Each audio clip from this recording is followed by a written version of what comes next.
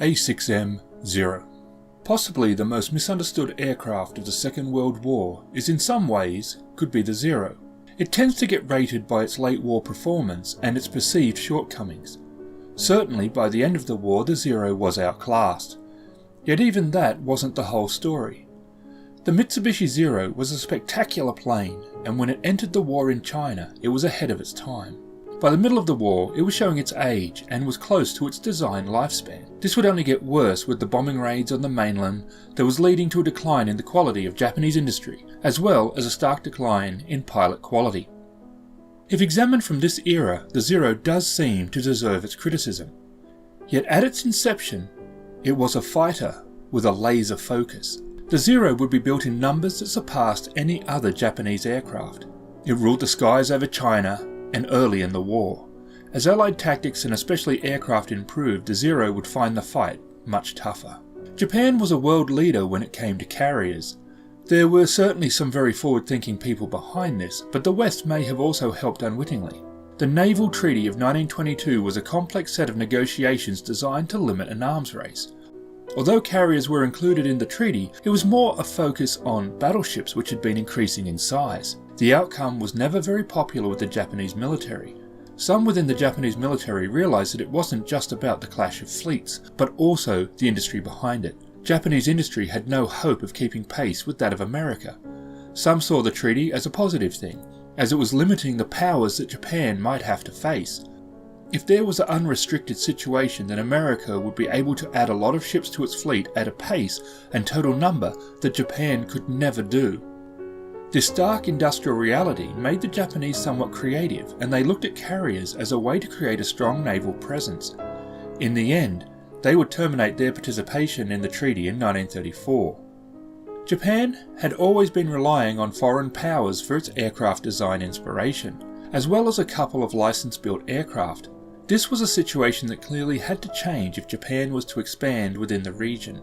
The lack of mainland resources was part of their expansion reasoning, so it was clear that Japan could not have aircraft that was behind those of its possible adversaries. Nor could they have aircraft that relied on foreign parts to keep them in the air. Japan needed to be self-reliant, and aircraft development started to take on a more aggressive speed. Prototype 7 would have designs put forward from both Mitsubishi and Nakajima. Both would be failures, but the Mitsubishi design would evolve into the Claude. The Nakajima aircraft was a lot less sophisticated and nowhere near as modern in its concept. In the end, a 1933 design was selected, the Nakajima Type 95, the A4N. It would be the Navy's last biplane, and they really didn't want it. The Type 90 was out of date and they needed to do something. Part of the problem was bomber designs were advancing while fighters were still biplanes. It was very easy to buy into the idea that the bomber would always get through when the fighters could not keep up. The Zero came into existence when the Japanese Navy requested a new fighter. They were looking for an aircraft with great manoeuvrability, could operate from a carrier, it had to have radio, have a range of 8 hours with a drop tank, and have a speed of 500 km per hour. The range was certainly with naval operations in mind, but even the Chinese conflict was showing that the ranges of modern combat were increasing. The designer of the excellent A5M, Jiro Hirokoshi, started work on the new fighter. When examined closely, the A6M was not a radical fighter. It was made with a stress skin structure. Like most naval aircraft, it used a radial engine. The landing gear was of a wide track design which offers great stability on landing. There was debate over the cockpit. Many of the early Japanese fighters favoured a windshield and open cockpit. The Zero would come fitted with a sliding canopy. It would come with 2 machine guns and 2 cannons. The cannons would be fitted in the wings. It would be a almost all-metal design and use flush riveting to reduce drag. The fighter would be called the A6M. A was the designation given to carrier-based fighters, 6M as it was the 6th fighter from Mitsubishi. Its Japanese name was Risen, Zero Fighter. First flight would be 1st of April 1939 and was fitted with a Mitsubishi engine. The fighter performed amazingly, but it did fall short on the speed requirement. By December, the Zero was fitted with a Nakajima engine and the aircraft was outstanding. Yet it was not without its share of development problems. The second prototype crashed. The cause was traced to the flutter effect. The Zero was the first Japanese aircraft to be lost in this fashion, and the test pilot was killed. Designing aircraft is obviously a very difficult process. That was complicated by the developing nature of air warfare. Concepts that are well known today were in their infancy then. Within the Japanese Navy, they were themselves not entirely sure what ideals a Navy fighter should possess. For fleet defence, a dogfighting capability is useful, but if the Zero was also to escort carrier attack groups, then speed and range are important factors. Hirokoshi was lucky in that those ideals required one key factor. The airplane had to be light. The Zero had the most extreme weight reduction ideal of any frontline fighter.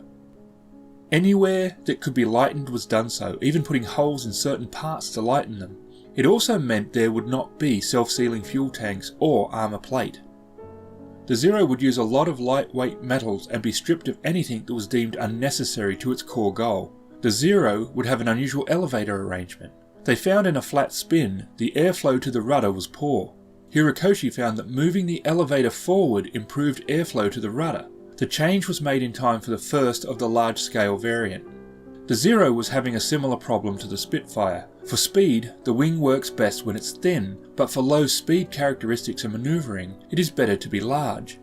On top of that, most fighters want to have a weapon system that needs to go somewhere.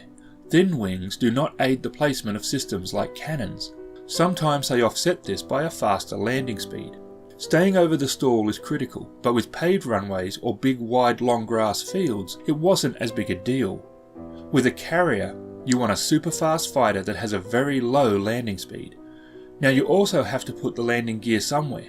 The Wildcat did this by folding its narrow track gear into the fuselage. Wide track gears give better landing characteristics, but they need to fold into the wing. To get the range required, even with a drop tank, the plane needs fuel tanks, and these can only go in the fuselage or wings, usually both, and they can't be placed just anywhere as the fuel tanks can change flight handling and stability. It can also change over time from full to empty. The Model 21 would have folding wingtips and an arrestor hook for carrier operations. It was the same as the Type 11 in all other respects. The model numbers represent changes to the aircraft. The first number was changed to the airframe and the second was changes to the engine. The Zero would enter service in July 1940. It was pressed into service a little early as Japanese bomber losses in China were mounting. The wonderful A6M just didn't have the range to escort them the whole way. The Zero did have the range and a couple of squadrons were sent over, and did go on to see great success in China. This in part led to the idea that the Zero was inferior by the West. The Zero's goal was to use its speed and manoeuvrability to attack and defend, mixed with a highly trained pilot and not get hit. American designers went in the opposite direction, that one day your luck is going to run out and you will be hit. When that happens, you want a plane that will take some damage. The Zero went through a surprising amount of modifications over the years. Different marks had different length in wingspan. The shorter wingspan led to an increase in speed, but lowered its manoeuvrability. Design changes also were required to fix issues. Early Zeros could pop their landing gear in high G turns, so a modification to the landing gear was required. Early Spitfires used a hand crank for raising and lowering the gear. The Zero used a mix of hydraulics and air pressure. The gear was meant to be raised at the same time, but like most World War II aircraft, if there was any difference in pressure, then the landing gear would suffer lag and raise at different speeds.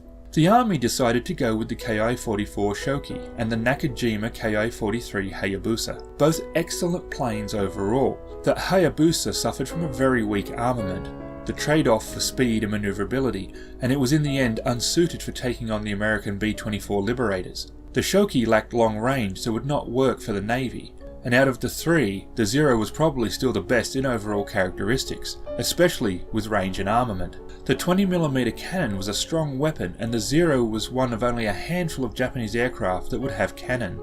Still, with 60 rounds per gun, it would expend its ammunition in around 7 seconds.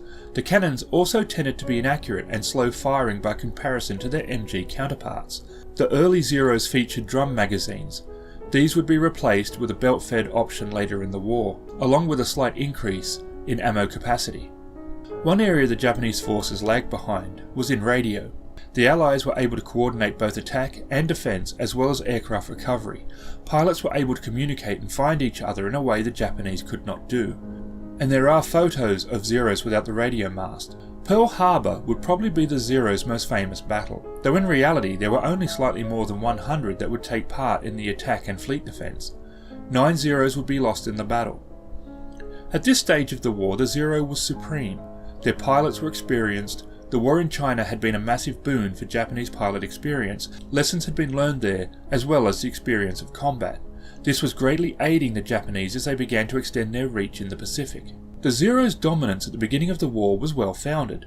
Its incredible range gave the Japanese forces a potent weapon which allowed operations to areas the Allies did not think that they could reach. Allied aircraft were also not great at the beginning of the war. The Curtiss Hawk and Buffalo were well outclassed. The P-40 and Wildcat would fare little better when dogfighting, but improved Allied tactics playing to the strengths of the Allied aircraft and not the Zeros would start to pull the A6M's dominance, and some excellent pilots would make a name for themselves flying aircraft like the Wildcat. A lot of emphasis was often placed on the Zero's low wing loading. It is an essential part for creating the A6M's maneuverability. Out of this, it is also often pointed out that many Allied planes, especially American aircraft, could not match the Zero's low wing loading and were heavier. In reality though, the difference in design ideals was being played out. The American fighters did have much higher wing loading, and it was true they were heavier, but in that added weight came the one thing the Zero did not have: durability. As good as the Zero was, it still had its drawbacks, and one of these was in the dive. The fabric-covered ailerons would not be as responsive as they should have been. Allied fighters with metal surfaces could dive faster. This was a good form of escape for Allied aircraft, and aided the boom and zoom tactic, which was already a solid form of attack against the nimble Zero. When one was captured in the Aleutian Islands, it was returned to flight-worthy status. The US testers were able to learn a great deal from its performance, and recommendations for taking on the fighter were introduced. The Japanese believed very strongly in the Zero, but in hindsight, that may have delayed the Zero's replacement. After the Battle of Coral Sea, the Japanese advances slowed, and Midway was a resounding defeat. Aces would score kills in the Zero throughout the war, but a replacement for the A6M should have been considered for 1942. As pilot quality decreased, the Zero's laser-like focus would no longer be a strength, but rather a hindrance. Its lack of armour, self-sealing fuel tanks, its entire being, which played well in the hands of experienced pilots, would be a death trap for the inexperienced ones. Against excellent new Allied aircraft with capable pilots and tactics, the Zero's day was done. This amazing aircraft would end its service in the Special Attack Squadrons, throwing themselves against Allied ships. It is very easy to overlook the quality of the aircraft when judging it by its end-war failings. If it is examined at its birth, at the requirements that were demanded of the new fighter by the Navy, of the technology and clever adaptations that went into the aircraft, then it is clear just how talented Jiro Horikoshi was in designing it. More than 10,000 were built over the course of the war, but only a handful exist today. An interesting footnote was that while the Japanese seemed to understand the importance of carrier air operations leading into the war, they remained firm about the importance of the battleship. It was the Americans who had been firm on the battleship leading into the war, and then they would embrace the carrier as an essential strength of sea power.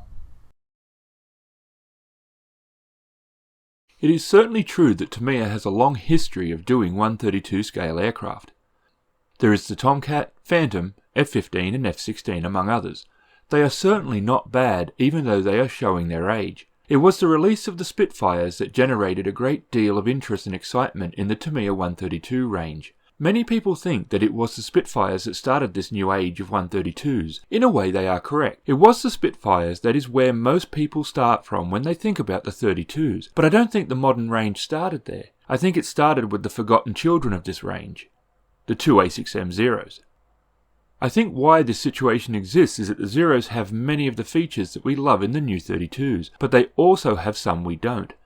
When the Spitfire 9 came out, it had refined the ideals that were in the Zero kit. The gear up and down mechanism was gone, and a good thing too, and while the idea was good, it wasn't a sound application.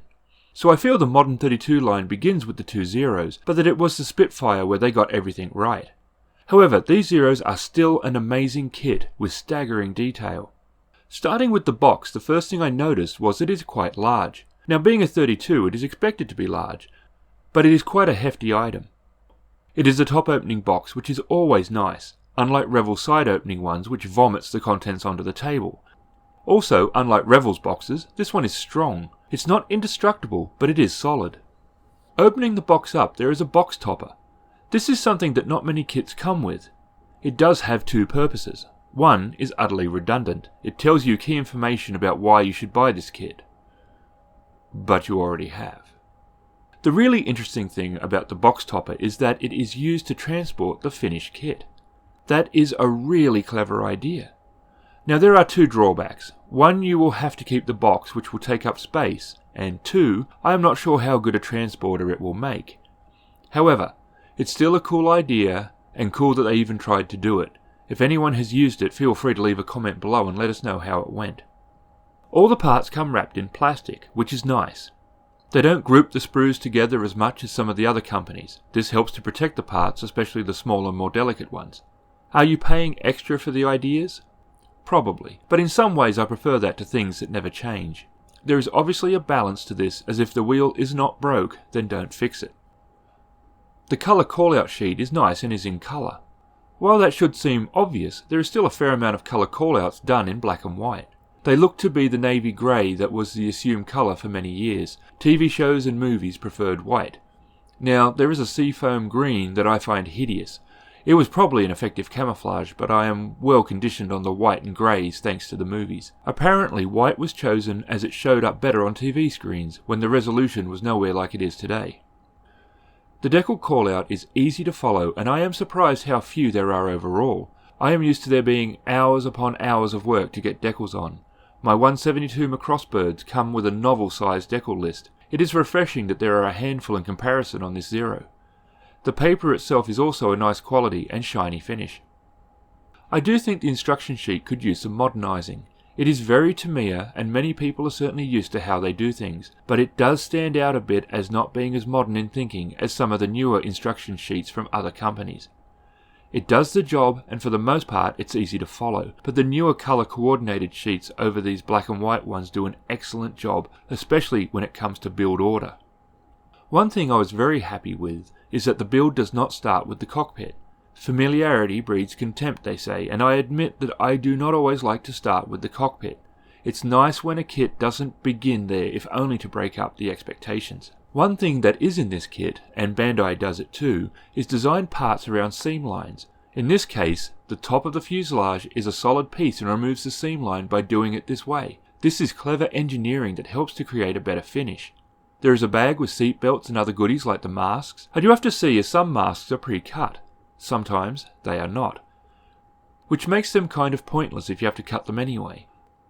I have not tried these yet, but I hope they are pre-cut. There is the brown box that is filled with nothing but trouble, grease, metal rods, springs and a screwdriver. I think it's in this area and the way it uses these items that the Spitfire improved upon. In the Zero, the gear has a mechanism for raising and lowering. If you are thinking that sounds like a bit of a bad idea, then you would be right, and it's this kit which is a little over-engineered. A spring goes into the tail wheel assembly, and I am not sure that this was needed. The same thing could have been achieved without springs. I give them points for trying new things, but I am not sure this is the area where innovation is needed. If the end result is more complicated without good reason, then it's not worth doing. There was a little bit of time separating the Zero to the Spitfires. Tamiya took that time to think about some of the stuff, and in the end did do some things differently. The up and down gear mechanic was removed. Now I love it when companies give us the option of gear up or down. I love doing planes in flight, but it's rare outside of airfix. So it's not a question of the option being in the Zero, it's rather how they chose to do it. They did it differently from the Spitfire on for all following releases. One thing I do really like is the inclusion of the radio wire. It's a very small thing, but it's nice that it's there. It's something you really do not see that often from kit manufacturers. Partly, I'm not sure that they think about it.